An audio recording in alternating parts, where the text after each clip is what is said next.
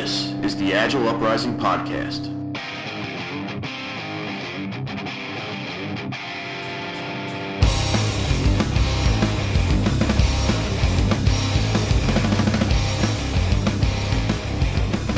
Greetings and welcome to another edition of the Agile Uprising Podcast. My name is Jay Ersko and I will be tonight's Master of Ceremonies. Tonight's topic is going to be middle management and their role in Agile. Middle managers in Agile, the capon of an organization. I'm sure Andrew Leff will give us a little bit more detail on that shortly.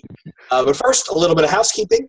If you're an avid podcast listener and have a question that you'd like answered on the podcast, please navigate over to coalition.agileuprising.com and look for the pinned post for podcast listener questions. Post your question there, and we will eventually pick it up in a podcast and address it to start an episode. So now with the housekeeping being done, I'm going to transition us into our topic of the evening. Again, middle management and Agile. Let's go around the room and do some introductions. We'll start with you, Mr. Leff. Thanks, Jay. Hi, Andrew Leff, Agile coach. Good to be here talking on the podcast tonight. Thanks. And I think we also have Mike, so let Mike introduce himself. Yeah, what's up, guys? Mike McCalla, Agile coach. Look forward to speaking about this lovely topic tonight. So we have a bit of an interesting attendees here in the sense that all three of us are all experienced Agile practitioners, but I believe Andrew and myself have actually been middle management ditch. So Andrew, you want to give a little bit more background on your experience as a middle manager? Sure. If we can get Mike to stop Darth Vadering on the microphone there. So yeah, backing off. I've managed quite a few teams in my career, not just Agile teams, but I've had quite a few direct reports. So I've played that sort of interesting role as a middle manager in quite a few organizations. It's probably what led me to go off and be a consultant at some point, but just it's given me a lot better insight as far as sort of the frustrations from trying to move the needle. So I'll pause there and kick it back to you, Jay, and you can sort of give your quick synopsis. So I actually came from my last engagement. I was a middle manager going through the actual process. I had a process of transformation. I should be more specific.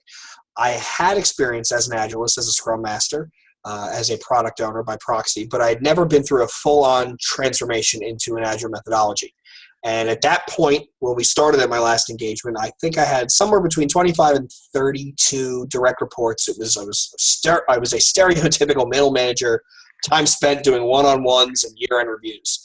And it is a little bit frightening, and it is definitely not terrifying, but it creates a little bit of uncertainty where you have all these roles and frameworks called out in the Agile sphere about where people fit and what people do, but there never is anything explicitly talking about the role of a middle people manager inside that ecosystem. And I can understand where there's a lot of concern and pause for people in that role, not only people in that role, but people who are consulting, coaching outside that role and trying to lend a level of ease to someone who's going through that. I can see where it would be a little bit nerve-wracking.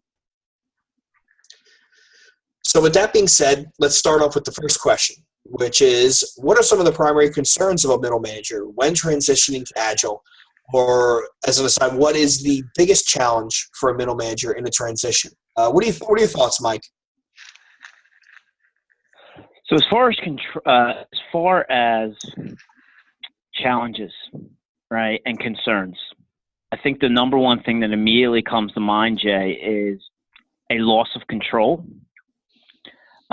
There are a lot of these folks, and you have to have empathy for them, because a lot of these folks that are in these roles have spent their career getting to there, right?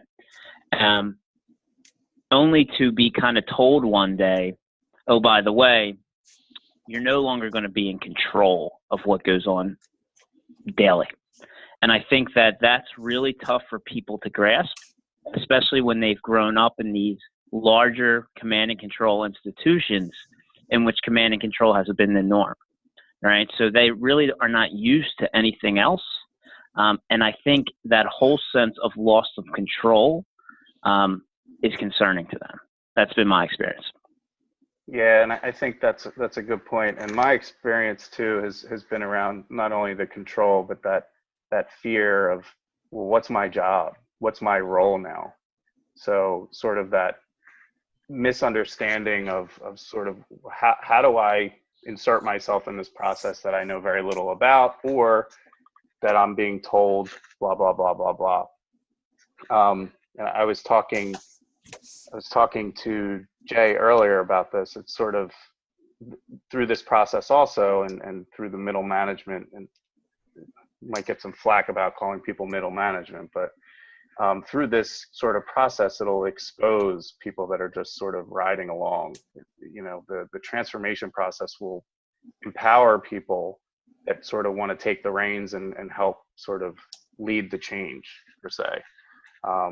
And I think organizations in general don't necessarily always allow that middle management to take the reins and help do that. So there has to be a bit of an there also has to be that level of organizational change. Yeah, in speaking with, and just conversing over Slack, and we were talking about one of the questions for this podcast would be, how are they often utilized after the transformation? I'm probably jumping ahead, but this is kind of coincides with what you're saying, right? And Jay, I think you actually brought this book to my attention. The whole point of a linchpin within an organization, making yourself indispensable, right? It's the linchpins that don't get weeded out, that don't let themselves, be shown the curb, so to speak, right? They know their value to the firm, and they really are truly indispensable. It is now probably in another role. It tends to transition from a tactical day-to-day to more of a servant leadership strategic. But that is definitely the linchpins, the ones that truly have value. And you didn't mention that the ones that are kind of just riding along, it becomes very, very transparent that that's what they've been doing, because all of a sudden they really don't have any value to add, and they've been hiding kind of all these years. And what Agile does and Scrum does a really good job of exposing these type of issues within the organization and the dysfunction. So that's typically the ones that want to survive and those type of linchpins, they do. And the other ones, they can find a role, and we're going to talk about what type of role do they take on. And the answer is, it could be many different ways, and I've seen it done. But you have to have that ambition to actually do something different besides be a, quote unquote middle manager, or at the historical sense, I should say. So to that point, right? So we've outlined the extremes, right? We've outlined the linchpin. For those of you that aren't familiar, Seth Godin's Linchpin, great book. To talking about the people that are indispensable, like you said, Mike, they're going to find a place, they're going to find a role, they're going to make themselves, they're going to embed themselves somewhere in the new way of doing things. And the people who are skating by, they quickly become exposed, and usually they get washed out through the normal course of business. But I think as agilists, as practitioners, as coaches, I think then it really comes down, the emphasis turns to be on us, right? To find those middle of the road middle managers who aren't necessarily full of tribal knowledge and indispensable, but aren't robbing a check, right? Or aren't just skating by under the covers. We need to get effective, get efficient at finding the guys who, with a little bit of nudging and prodding, and I put myself fully in this bucket in my last engagement. We need a little bit of nudging and a little bit of prodding and a little bit of knowledge to get them thirsty to learn and explore and to develop. And that's where I think the sweet spot is finding those guys and getting them to really buy in and go with the flow. Yeah, Go ahead, Les. Sorry, Mike. So we need like a little buzzer button sometimes. Podcasting is not always easy. I think that for me, I like to partner with some of the middle management, because I feel that they sort of know the landscape really well, and they know how to sort of roll around the organization behind the scenes and know who to go and talk to, and sort of help get at least speaking to the right people. and they can be a very good sort of navigation tool for an organization. So, and also, we'll probably get into this later, but providing them a sense of empowerment to help facilitate, or at least help drive that change, and really maybe give them another tool in their toolbox, or help them sharpen their axe depending upon their own personal and professional goals. It could be they could be a very powerful, I hate to say resource, but person within an organization, or they can be an anchor, right? They can completely derail direction because they're afraid to allow you to speak to the next layer up. So they will literally become that roadblock. You had something to add Yeah, there? I think part of that, Les, is how their role is defined within the transformation, right? So post-transformation, how are we going to use this resource, right? So I think before we go on with any more conversation, we should clarify what kind of, we keep saying the term middle manager, right? But what is a middle manager in Agile? What is your guys' vision of what type of role they play, and what type of experience have you seen in how they've made that transition? So, I'll take a stab at that. Yeah, go for it, Jay. So my definition of a middle manager is someone who is, we talk about strategic versus tactical when it comes to management. And strategic is usually your C-level executives, your higher level director type folks, functionaries, who are doing more of the, to steal a Bushism, strategery. Middle management is usually some person who's a little bit above a trench level, but a little bit below. They're close enough that they can bounce in and out of the strategic discussions, but they are also very close to the quote-unquote boots on the ground tactical approach. So that's your team leads, your at a previous engagement we were called AVPs, someone who's a team manager. It's someone who's not up high enough the executive totem pole to, let's be honest here, to really get a great bonus, but they're high enough and up that they can overlap the strategic and tactical aspect. That's how I define a middle manager. It's not necessarily a bad thing to use that term. I think you're right, Andrew. I think you said it can usually be misconstrued as an insult, but it's not. I mean, it's a step on a journey. I forget what the second part of your question was, Mike. Where do they fit in? Yes. So let me actually make it more specific, Jay.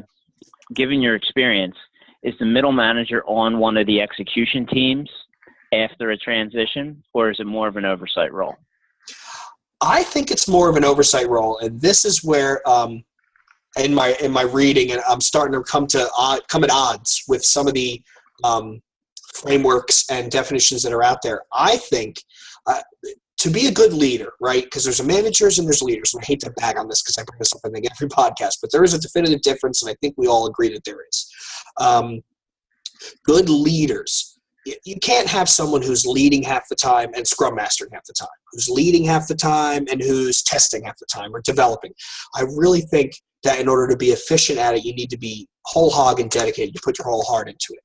So where do they fit in the transition?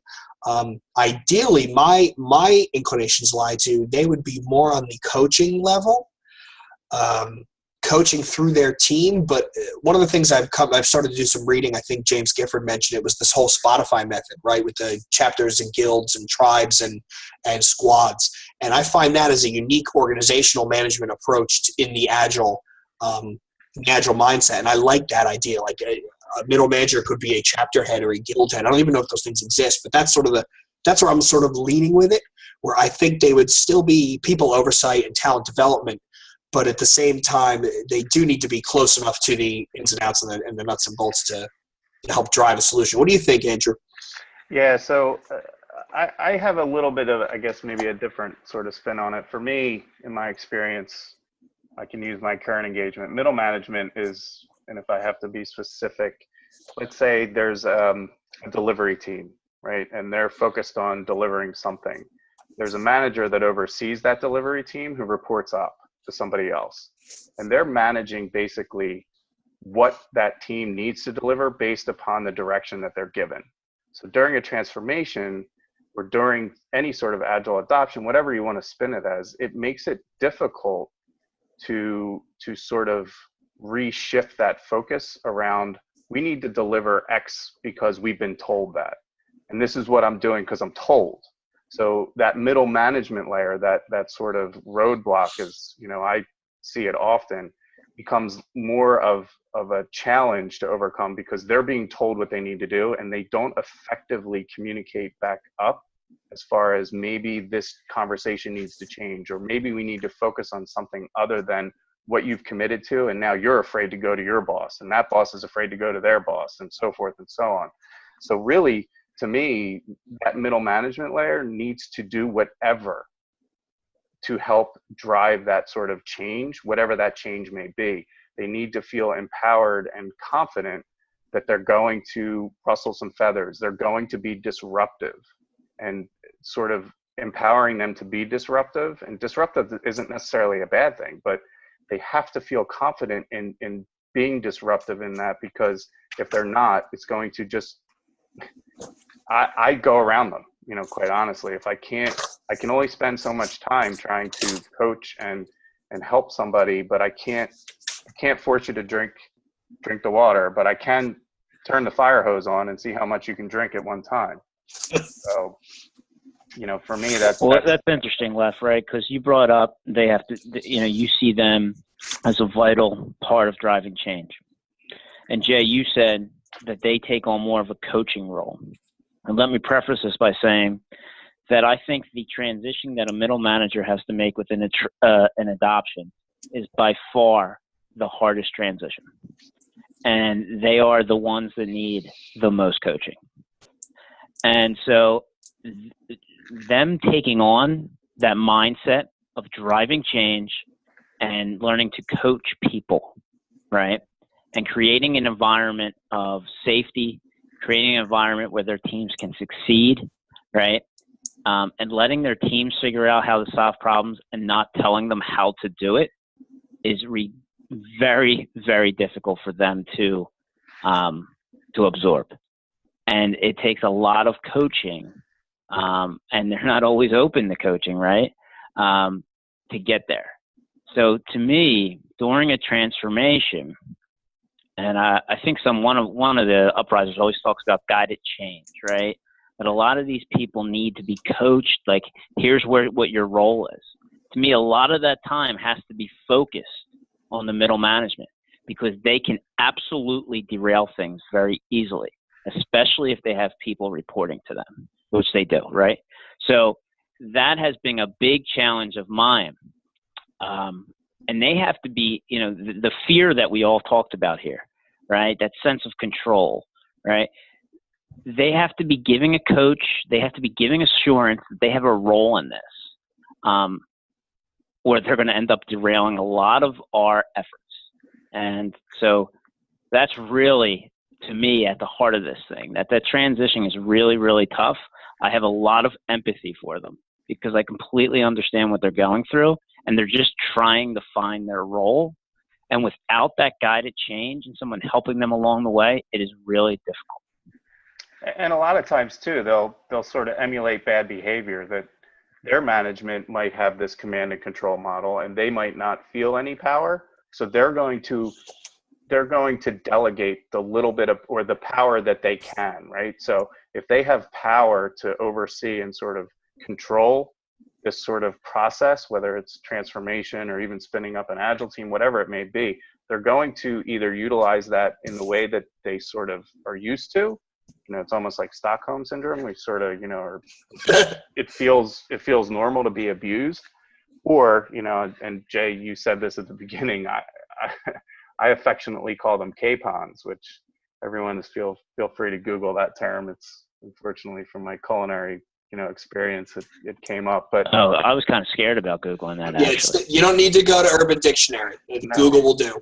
Basically, it's a castrated rooster, right? So you're still a rooster, but you just don't have power to do anything. So you're trying to assert that power that you think you have, but really you're being a roadblock.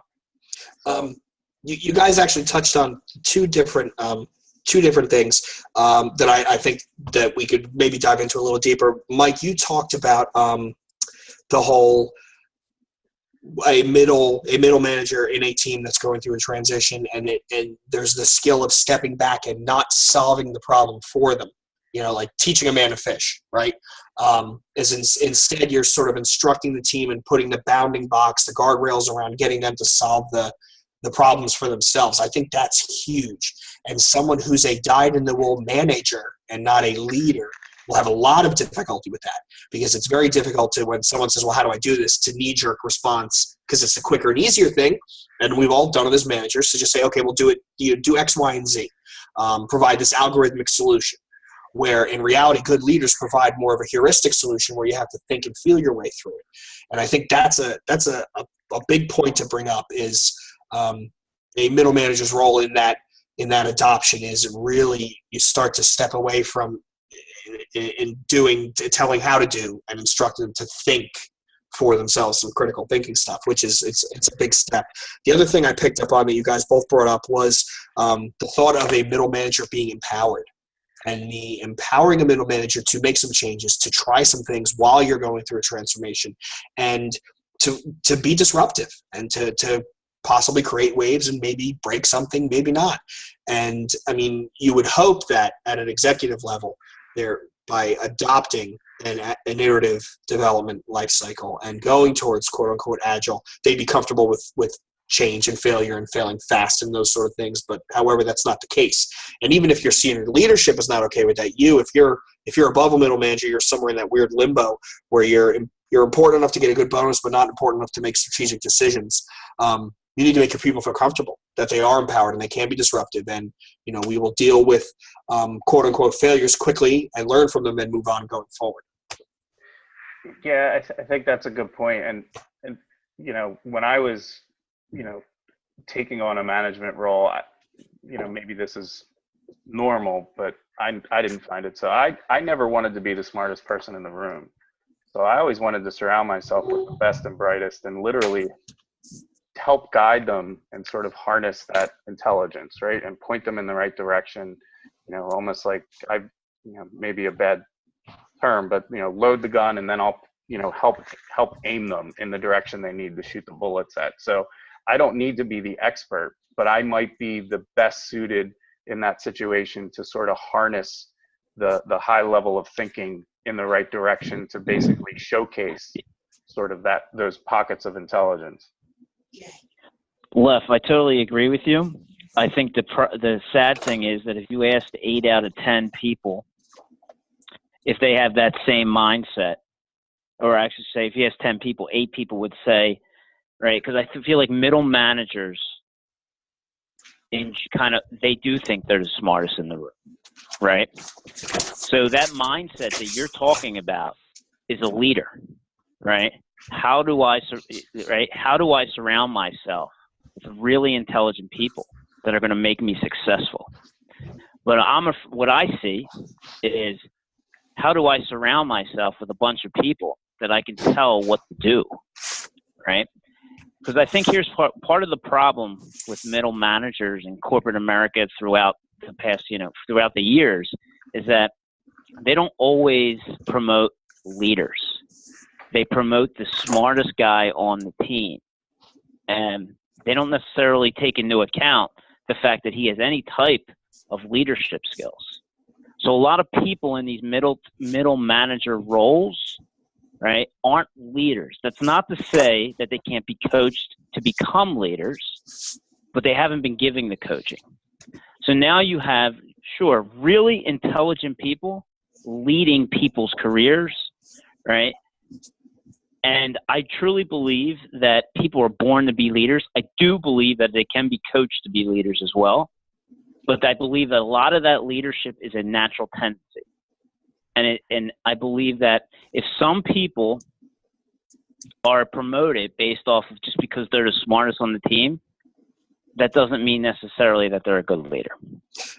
So that's commonly referred to as the Peter principle, right? Where people will rise to the level of their own incompetence. I get your point, Mike, and you're absolutely right. We've both worked in places where management is not something that you earn. I mean, this is a little aside from our original topic, but management is not something you earn by being there X amount of time. It's not something that okay, well, they've been here long enough. They're very intelligent. They should be turned into managers. That's not likely, right? Like you said, leadership is one of those things that some people are naturally good at. Some people need a little help to develop that skill, but for the most part, you either have it or you don't. But turning, a really excuse me, super senior developer who's been here 8 years, turning him into a manager just because he's been here 8 years is the wrong path forward. And slight aside, you talked about how, and Andrew brought it up, it's great. I never want to be the smartest person in the room. If you've ever heard of the term bozo explosion, Guy, have you heard it? Anybody? Guy Kawasaki attributes this to Steve Jobs, and it talks about A-level people inside an organization. And Steve Jobs, the quote was, if you're an A-level employee, right, if you're an A-level leader, you're only going to hire people who are A-level because you want to be challenged. You want to find someone who can match you shot for shot, who can really deliver and force you to be better. The problem is when you start hiring B-level people. If you hire a B-level person, they don't have the drive that an A-level person does. They only want people below them who are C's and D's so they look better. And then the C's only hire D's and F's. Ergo, the bozo explosion. So, slight aside, I have a funny feeling that all the idiots in any particular organization can always be traced back to one hire. It's like a patient zero. And I'm always trying to find that patient zero when I start a new gig and just figure out who to stay away from. Yeah, and I think there's that statement too that you'll basically be promoted out of a job, right? So you may not, you might be going up the food chain because might not be because you're a leader or driving change. It might just be because you're a high performer at the level you're at, and you may have no ability to sort of manage whatever the expectation is. You're going to keep going up the chain, and either you're going to, again, rise to that challenge, or you're just not going to be able to sort of do everything because you're going to be stretched too thin, and you're just assuming more responsibility because you might be a high performer at a certain level. But it's funny, it always seems to go back to sort of that leadership direction and what constitutes as a leader. And I don't think you need to be anointed in an organization as a leader. I think you either create that leadership path for yourself and get the support of your organization, or you move on. Well, I think the ironic thing there, Les, is everyone says the middle managers have to be coached to be servant leaders. But to me, servant leadership is leadership, right? Creating an environment for your people to succeed, right? So we're just kind of cleaning the mess up, right? And not to say, we're riding in on our white horses, but we're like, these people that have been promoted to leadership roles should be taught to be leaders, not managers, right? And so I feel like we're not teaching anything different here from Agile, right? This is leadership we're talking about, right? And so that's something I struggle with a lot, in that people in these roles don't necessarily understand their role and how to be a successful mentor to their people, right? And really serve in the roles that they should be serving in. And that's so as a coach, that's sort of part of the course, right? Is sort of, you can't teach. So one of the coaches I'm working with now said something to me, and it sort of stuck in my head, and his name's Travis. I'll give him a shout out because I always tell him I will when I steal his stuff. So literally we're not teaching Agile, we're teaching people, and not everyone wants to be taught. So you can't just sort of regurgitate information and expect people to be at the level that necessarily I might be thinking. And a lot of times I grow very impatient of that, and I have to take a step back and understand that not everyone is going to be at that level, nor are they going to want to learn. So, it's sort of that relentless learning. Not everyone is on that page. And my expectation is through the Agile transformation process, whether you're middle management, leadership, Scrum Master, developer, whatever, you should have that should be one of the pillars in that sense, relentless learning. You should always be trying to learn. It just makes you more well-rounded. It gives you sort of the appetite, the oxygen to keep going. for me anyway. That's my expectation, and I struggle to. And middle management for me is definitely an area that I have trouble getting that sort of aha moment. So that actually, it's a good point, Lev. And I wanted to ask you guys. You guys are both right now in coaching engagement. Have you run across a middle manager who is, I think Mike has used the term before, uncoachable or incoachable? Have you run into someone like that, even not in your current engagement, in your career? And how as coaches do you help get them around the bend to have the light bulb go off and get the aha moment? What are the ways you guys can have had success or even not successful trying to enable that change, enact that change? Mike? Well, Les, I think part of that you talked about, you were kind of hitting on resistance there, right? And the unwillingness to learn. And I think that's more of a product of, first of all, definitely, a person's personality, so to speak, right? But more or less alignment on the transformation. So top down, bottom up, right? Here's what we want to achieve as an organization, and we're going to give you all the training in the world, and we're going to give you the absolute opportunity to make the transition. And it's your decision whether or not you want to make it, but we'll give you all the tools. But we're asking you, this is what you have to do to be part of this organization, because everybody has to be on board here, or we are just spinning our wheels, right?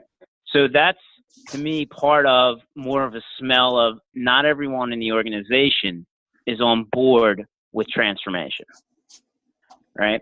The next thing that I'm really lucky in my current gig, really, really lucky in that I have that alignment.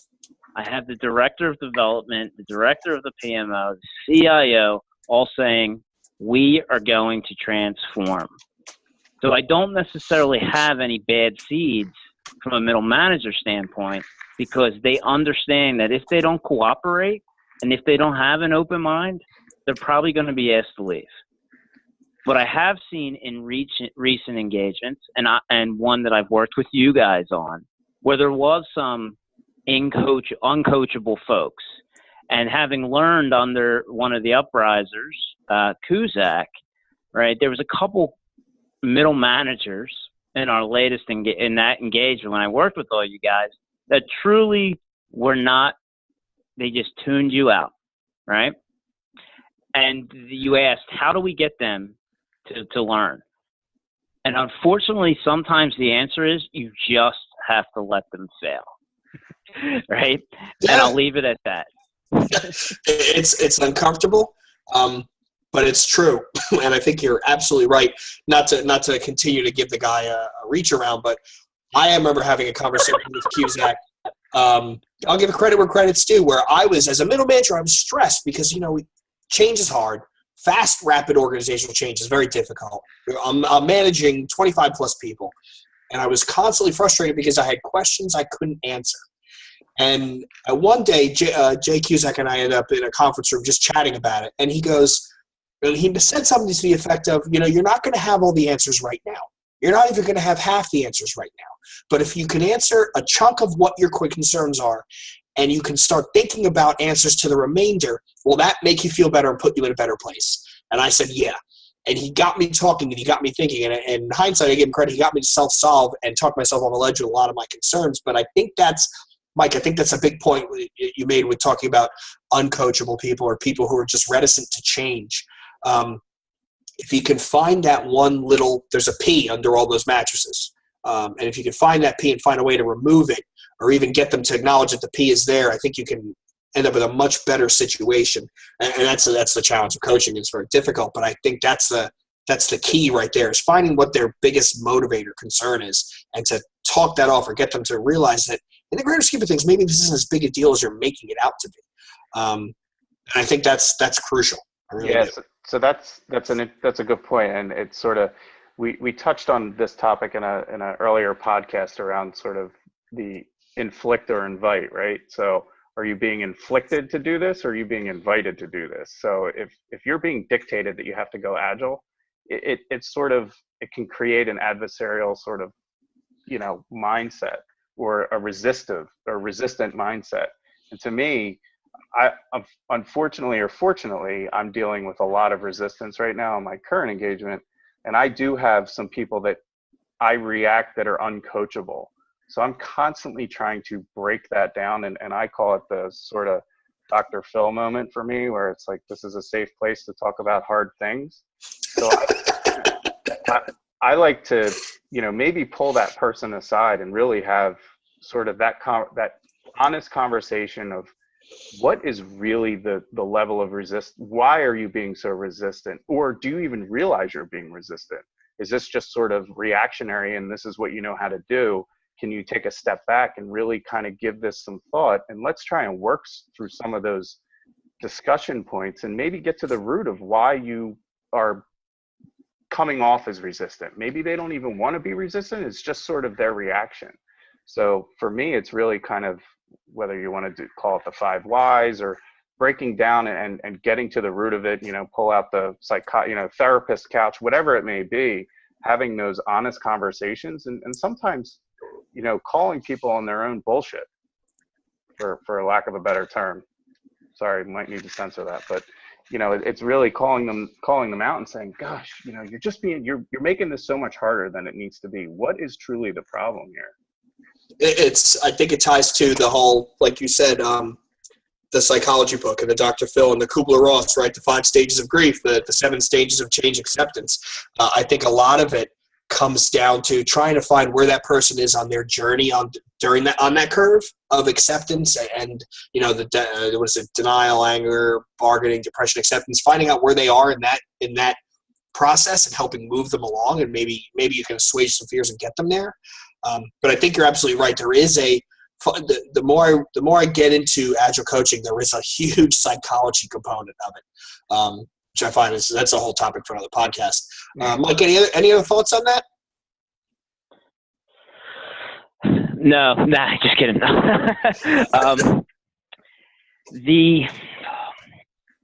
I'm losing my train of thought, but the one thing I wanted to hit home on was, you mentioned bringing people into a room and having a conversation, right, Les?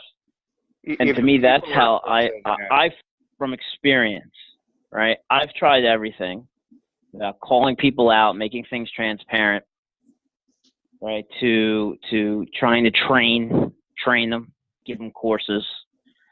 But the most effective way is to have empathy for them, get in a room and understand what they're feeling, right? To your point, Jay, there is a big psych component of this that I have learned too over the years. And once you start to say, hey, what are you feeling? What's going on? And what do you need from me to help you? Because that's why I'm here. I'm not here to slam this shit down your throat. We might have to beat that out too, right? Let me know what you need to be successful and how can I help you? That's the approach that I always try to use. I usually term it like a very diplomatic approach. Like, they're the people that sometimes you got to have kid gloves with, right? And you kind of have to get on their side. Although half the things that they're doing are probably completely in the opposite direction of what you're trying to achieve, you kind of have to have some lenience with them and understand what they're going through. So that whole concept of empathy really comes into play here. And I think I mentioned that in the first like 5 minutes of this. You have to have empathy for these guys, because a lot of them have, kind of climbed the ladder and worked their ass off to get to where they are, only to have some consulting firm come in and say, we're transforming, you're now in this role, and it's completely different than what you've done for the past 20 years. Right. So that one-on-one conversation where it's, hey, I know the PMO brought this consulting company in, but I'm here to help you, goes a long way. Yeah, and that's a good point, Mike. I also think in line with that, it's as consultants, sometimes we're running so fast that it comes across as, you suck. Why are you doing this way? It sucks. You guys suck. You stink. Why, this doesn't make any sense. So again, I like to sort of along the lines with what you were saying, I call it, I'm your bulletproof vest, right? I'm going to be the shield for when you put an idea out there. I'll take the bullets. You can take, the glory at the end, because effectively as a consultant, you sort of want to utilize us as sort of that shield, and not to empower you to feel confident in doing that when the consultant's no longer there, or coach, whatever you want to brand it as. It's literally creating that trust, right? I'm not after your job. I want to help you drive towards whatever your goals are as a manager, as a change agent, as a leader, whatever it may be, to build that trust that, you know what, I have some knowledge that you could really benefit from if you sort of open up your mind. It's like, I forget who said it, but a parachute's like a mind. It only works when it's open. So literally opening up your mind and being receptive to that sort of coaching. Yeah, I mean, I have an example of this in my current engagement, where we were working with a specific vertical, and the middle manager was resistant. Right, we had the alignment, but they were skeptical, let's say, that the culture would be able to handle the change. And so they had a lot of resistance in general to me. So it was more about building that relationship, making kind of those baby steps, having patience with that person. Although half the things they did, probably more than half, was trying to contradict exactly what I was saying, right? But instead of calling them out, instead of escalating, right, just kind of trying to peel it back and see, hey, I get what you're saying, but trying to establish that personal relationship where eventually they understand that I'm actually here to help them, right? So 6 months later, I now have 2 of the middle managers that I'm working with now directly. They ping me on IM and say, I need your help, right? So to me, that's a win, right? Huge win. Right? We fought and fought and fought, and it's not, sometimes I try not to do it out in the open, obviously, but we've had our confrontations in one-on-ones, right, where we just fundamentally disagree with something. But it's about keeping that positive relationship and having that trust, right, that I'm not going to escalate it. I'm just trying to help you.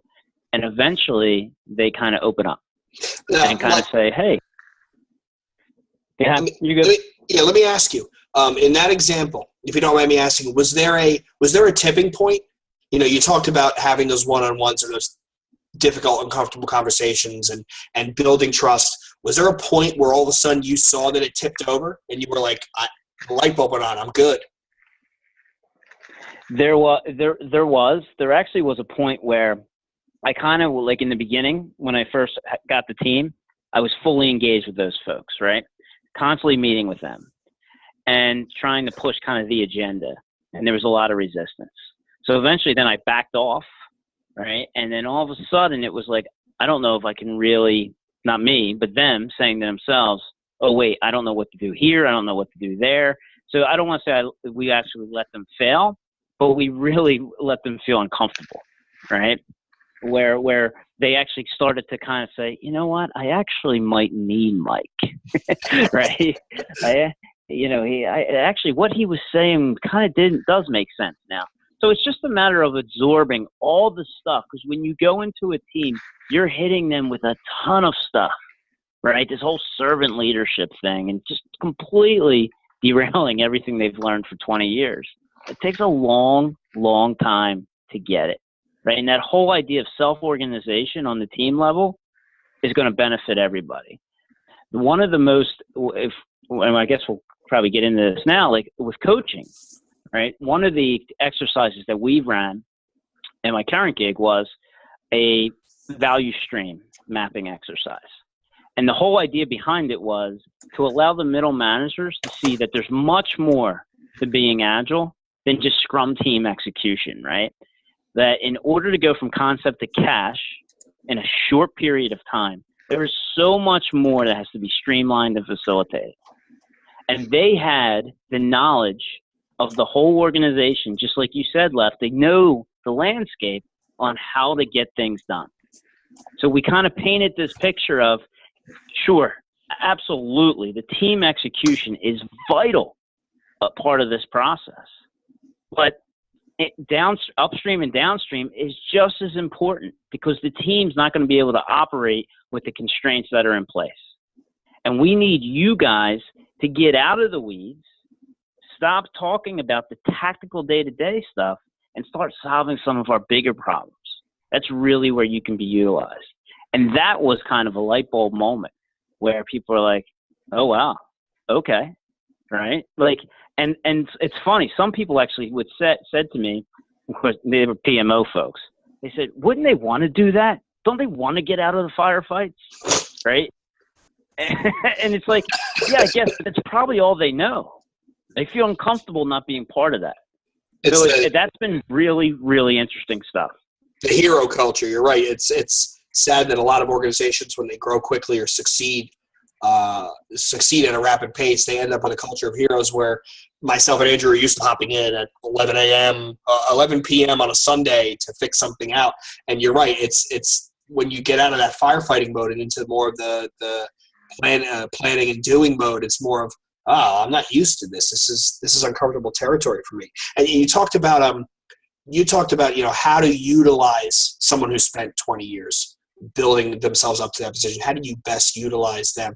Andrew talked about, well, I'm your bulletproof vest. You need to utilize me. And you gave an example of where people are utilizing you. They're calling you up and pinging you to ask for help. How do we utilize, what's the best way in your experience to utilize a middle manager's expertise to help ensure a successful transformation? Andrew, you want to start with that one? Sure. So to me, again, sort of aligned, just to cap off sort of some of the stuff Mike was saying, culture is the last thing to change, right? And we go in as Agilists thinking culture needs to be the first thing that changes, but tends not to go that way. So trying to figure out, and this might be a interesting way to put it, but I'll say it anyway, since I really don't have a filter. How do you stoke someone's ego? How do you stoke that person's ego to basically make them feel like you're giving them information and setting them forward on a path and empowering them to do that? So if you have to stoke their ego and sort of get them focused on doing something different, maybe not the right thing, right? So it's not always about the right thing. It's just about maybe they just need to do it differently and feel that sort of mindset shift. Can be really powerful. And for me, I've done a couple different things. Currently, I've had sort of these managers involved in sort of daily activities where they weren't involved before. They were involved because there was an issue. But just observing and taking note as far as seeing the working, seeing the widget being made, it can be a powerful exercise, because sometimes it's almost a threatening feeling, because it's like, oh, I'm losing control. I'm not needed to go ahead and solve everyone's problems. Or it can be, now I can actually solve problems, or I can actually start to drive initiative or focus on something else to create a different sense of alignment, where I'm not just firefighting. We're trying to be a hero. And the hero thing is something that, when I was in the management position, I felt I had to do, because I didn't have any confidence that anyone around me could do it. So it almost became my own personal prison, where it's like, well, I have to do it because no one else is going to do it the way that I want it done. So again, that command sort of and control process. But I think there has to be sort of, you have to keep trying to evolve that mental state and figuring out whether it's playing into their ego or playing into something that they're doing well, and redirecting that in a way can be pretty effective. Andrew, you mentioned problem solving. And I think a lot of the folks in these roles today, they're problem solving junkies, right? As most of us in software are. That's what we love to do. We love to solve problems. So, but a lot of the problems they've been solving historically, tactically, have been those firefights, and usually those problem solving is Band-Aids, right? So what I challenge people to do is say, let's not put that Band-Aid on this problem, right? Let's actually solve the root cause. Let's find a strategic solution, right? Is this something that is preventing us? Is this something that, A, is occurring a lot and preventing us from reaching our objectives, right? Because then that's something that should go to our continuous improvement backlog and something that you can own and shepherd through the system because you have the knowledge to do so. And so it's just elevating that problem solving, that problem solving mentality to be bigger and better at a strategic level where everybody can benefit from it and seeing it from a holistic standpoint. So again, it goes back to kind of that lean value stream mapping exercise. There's all these little problems along the way to create value. And we know you used to put them out on the front lines, but we need you to take a step back in the process, in the value stream. We need you to solve the root cause. And maybe that means actually doing some work. I mean, I know that sounds bad, right? But a lot of these folks, like, they haven't rolled up the sleeves in a long time, haven't really thought for themselves, right? They understand the landscape, but they haven't really done anything actionable. Instead, they've kind of just told people what to do. So we tend to challenge them and say, why don't you come up with a solution, right? Roll up the sleeves. You're a really good Java developer. I don't know, build an application that solves the problem. So you bring up an interesting point, Mike. Sorry, I don't mean to cut you off. No, you're good. That's it. I'm done. I'm jumping off my soapbox now. But you bring up a good point. You talk about problem solving, right? And most people in technology are inherently, they are problem solving individuals. And, I don't know if you thought of it, but it does tie to that whole Daniel Pink book on Drive, where the three things that drive someone who's in the heuristics thinking roles are autonomy, mastery, and purpose, right? Mastery, problem solving, becoming a master of your own domain, part of the bad Seinfeld reference. And when I think about when I was involved as a middle manager in a transition, and you guys were there at the same time, so you might have seen it, maybe not. I was fascinated by the constant stream of, I wouldn't call them problems, but things to be worked out, things to be sorted. And when you solve one, another two pop up. Okay, well, how are we going to handle testing? Because we have part-time testers or we have a tester on a maternity. Okay, we get that solved, and it's, well, how do we handle cross-team coordination because we're reliant on a different team who doesn't have the story in this sprint, right? So there's a plethora of problems that come up during the course of an adoption transformation, just ironing out the kinks, right? And I thought that was one of the neater parts, because you technically are firefighting, but you're not firefighting for code that's in prod that's affecting customers. You're firefighting in the sense that you're trying to keep everyone else calm while you're losing your mind internally. There were many stressful days I went home and had a drink. But I don't think my team ever saw that because I tried to put on a stiff upper lip. But that's a big part of it is helping the group grow by helping them to not only, there are some ones you have to solve, but there are some times you need to coach into solving a problem. And I think that's a challenge and an exciting part of a transformation is figuring out the. Jay, just to clarify for the masses, your team did see you drink a lot. I will plead the fifth, Your Honor. I do not recall those events, and they are replayed to me. But I think you can have the stiffest top lip in the world. My man could throw him back. So, but so it's interesting. You both sort of said something similar, but something you said, Mike. For me, I got almost addicted to sort of the work, the jumping in and sort of resolving and fixing everything. So it almost stopped me from wanting to even focus on anything else, because I struggled with, I didn't have a seat at the table.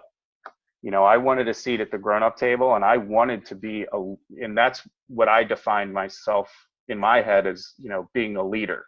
I wanted that seat at the table, but I couldn't get that seat. So I immersed myself in fixing everything and becoming that hero to think that I was effective in getting that seat at the table.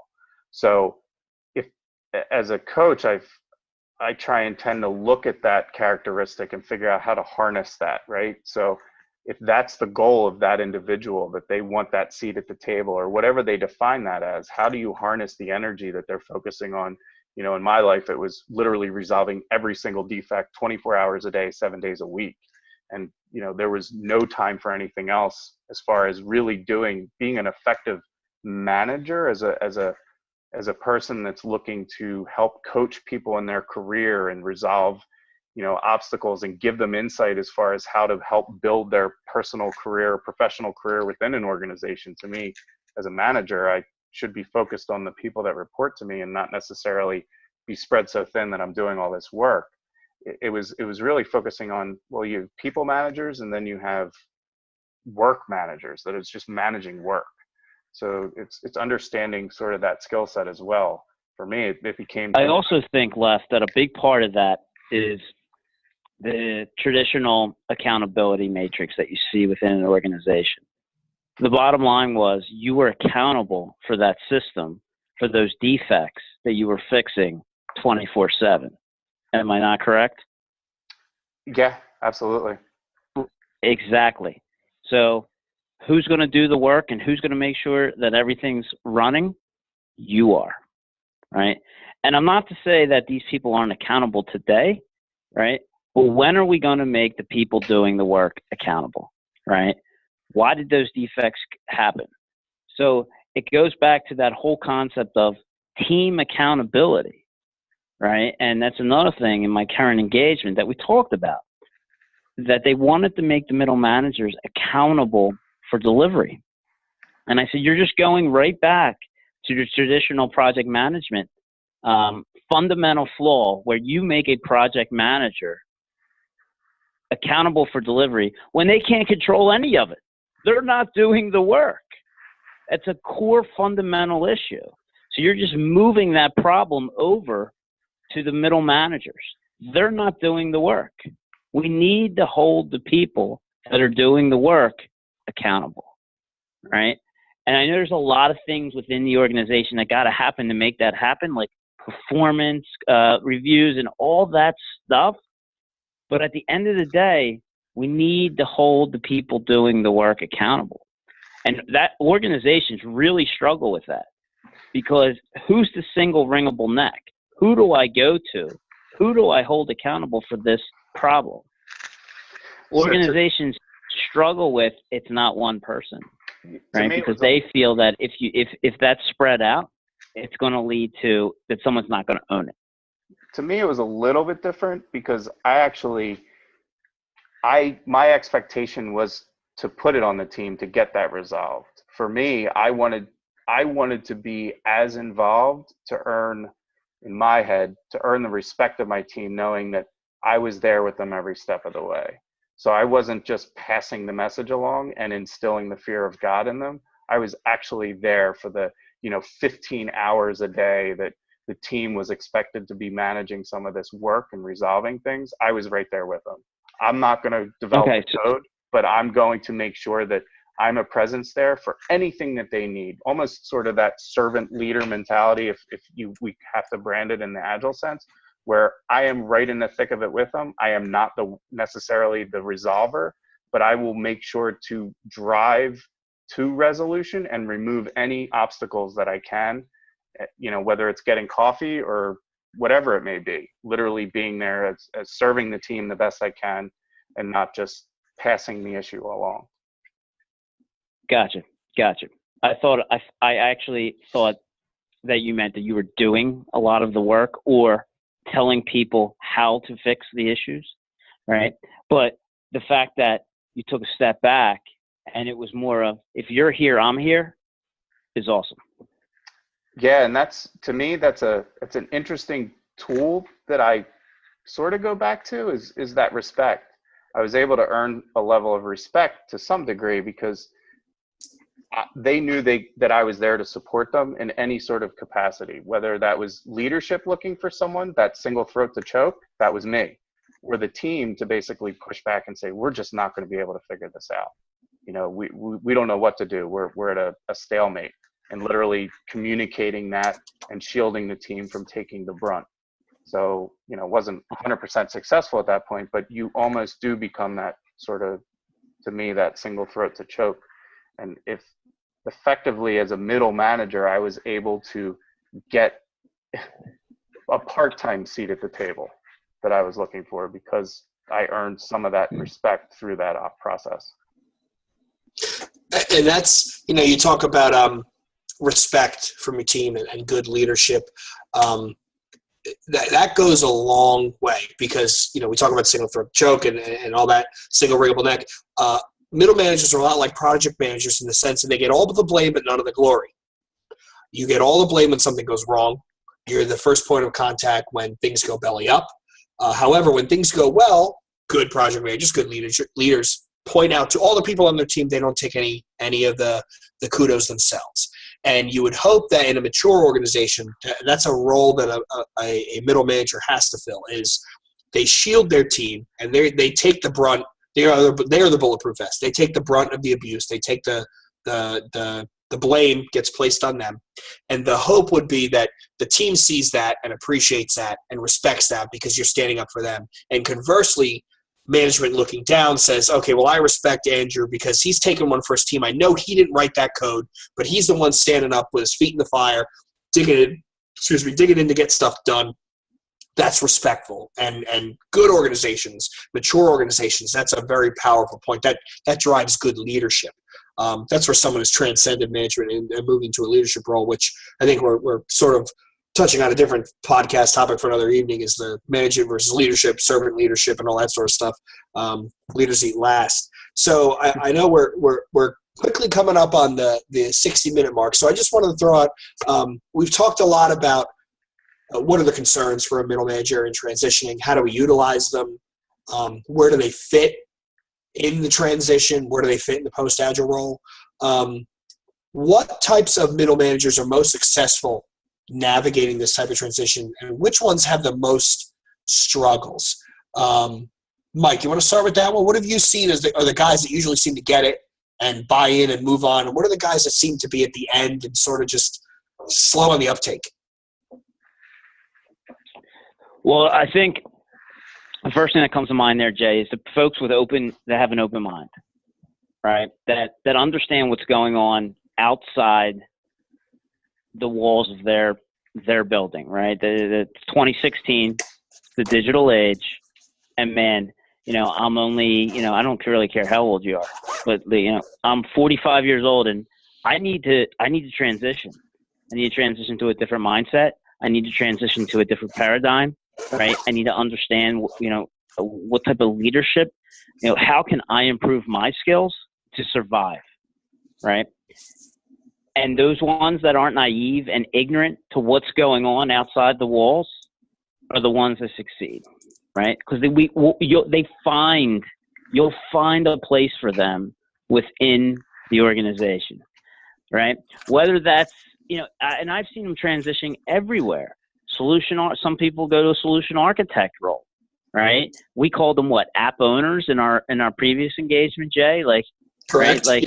Yep. There's ways, and I'm not saying that was right, but that was more of a solutions architect role, and you see that a lot at Agile at Scale, and because that's where they can add value, right? They understand the upstream and downstream implications of a lot of the stuff that's going in. And did you think about this? Did you think about that? Right? That's valuable. So using them in a capacity that they add value, right? Maybe that's being a technical product owner on a continuous improvement team. So for example, the organization I'm at right now, they don't really have a CI/CD pipeline. So they're taking one of their middle managers and they're giving them a couple resources and they're going, go make it easier for us to deliver software, right? Because in order to be agile, this is a fundamental piece. This is a constraint our organization has. You have the knowledge, go make it happen. Right? Because that adds value to what we're trying to achieve. So you can find places, right? The people that want to learn and you give them an opportunity to use their skill set to add value and feel like they're contributing to this transformation. That's the easy ones. The ones that resist to a point where, they're not willing to have that open mind. And if you do have alignment across the organization, they will actually be weeded out. And we saw that in our previous engagement with some of the folks in your business unit, Jay, right? Some folks refused to adopt it. They said, this is just a fad. I'm still going to deliver software my way. And eventually, they became a bottleneck. They became a constraint. And they're the ones where, hey, I'm sure they're really smart people, but we're trying to achieve something as an organization here, right? And now they've become a constraint, and they need to go find somewhere where they can do what they want to do, and they're not a constraint, and add value somewhere else. I think you're absolutely right. Like a lot of Agile transformation, adoption, evolution, thinking, and flick and bite, it always comes down to being open-minded. And those, I was open-minded. I gave it a shot, and it really worked. And I thought my team did excellent. Great, big shout out to those guys. They did a fantastic job as far as adopting and moving quickly, and then learning how to self-solve. I know I had a peer or two in that same group that were bought in early, and their teams did very well.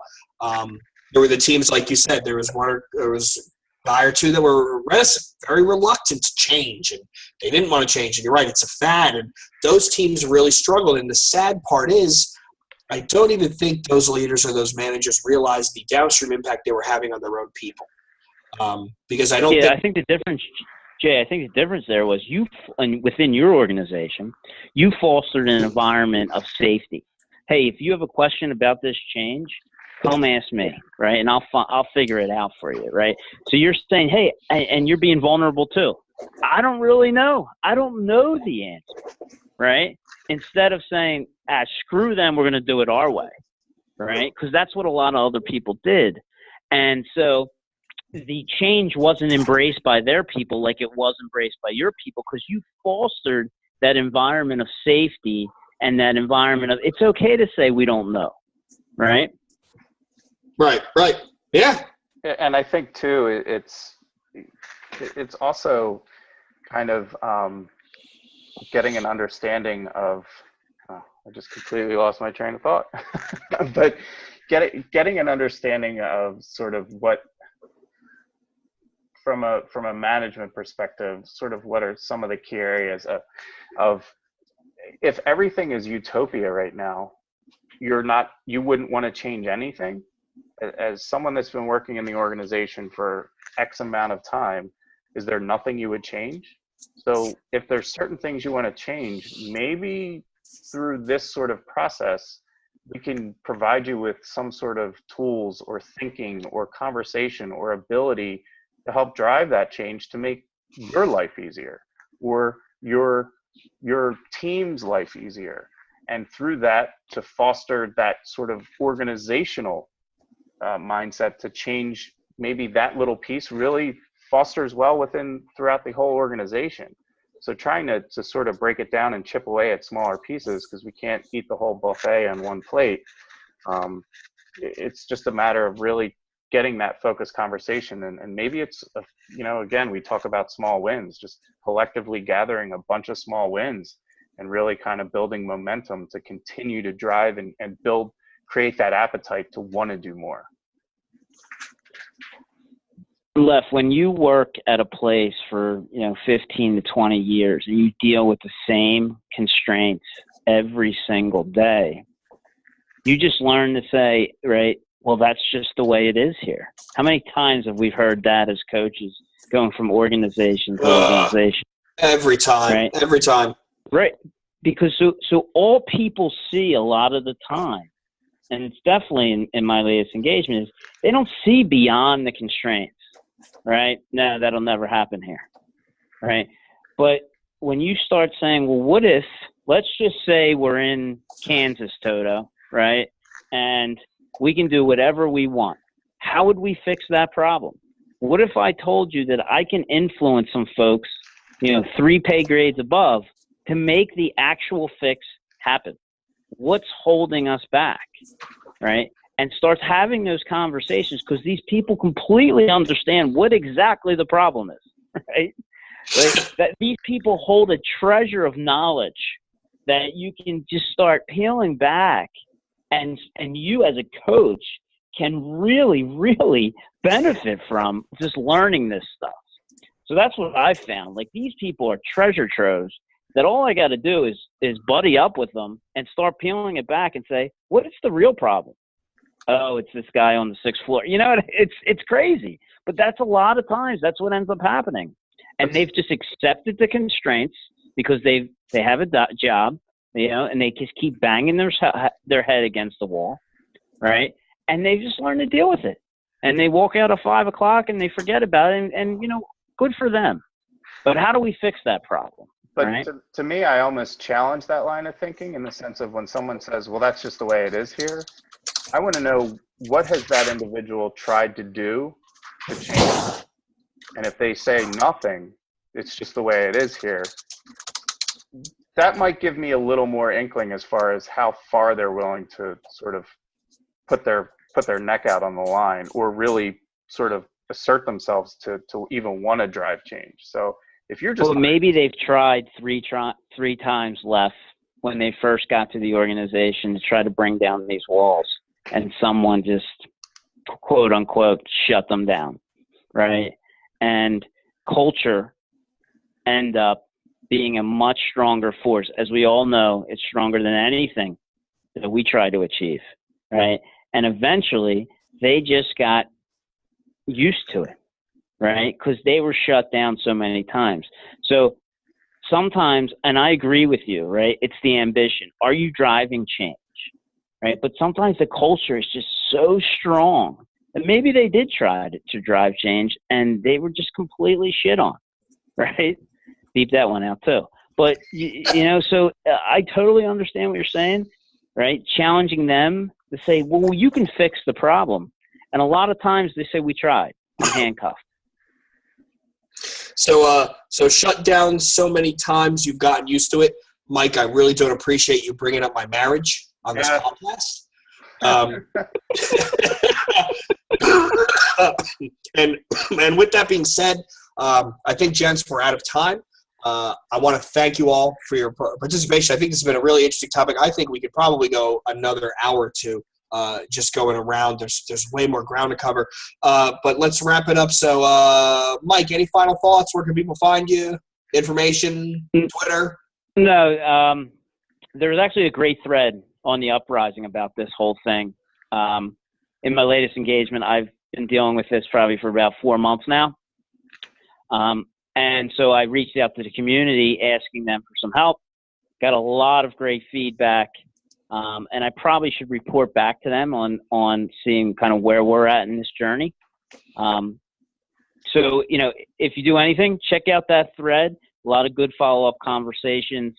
And obviously I feel like I have a bit of a victory in my belt when it comes to this topic. So if anyone wants to reach out to me and see how I've kind of navigated the waters, I am definitely happy to talk. Awesome. Andrew? Yeah, for me, you can always find me on Twitter at Lean Left, and as well on the Uprising, Agile Uprising. I would love to hear people's sort of feedback or challenge us in this conversation, or any of the podcasts that we've, you know, all been putting out there. And just for me, sort of the closing note is, you know, it's again, I wanted to be a professional snowboarder, right? But I didn't just strap on a snowboard and then I was a professional day one or day two. It's a constant evolution, and you have to constantly be practicing and honing your skill. And even as middle managers, you have to constantly be working to achieve something. So it's not, you can't just coast along. You have to constantly be challenging yourself and others around you. So having that sort of mindset to me is critical to sort of the success criteria. Awesome. And as for me, again, you can find me on the Coalition along with Andrew and Michael. You can find me on Twitter as at Backdoor Agile. And actually, you can actually find me blogging away on the Agile Uprising blog. I actually do have one coming out regarding middle management and how middle management relates to Newton's laws of motion.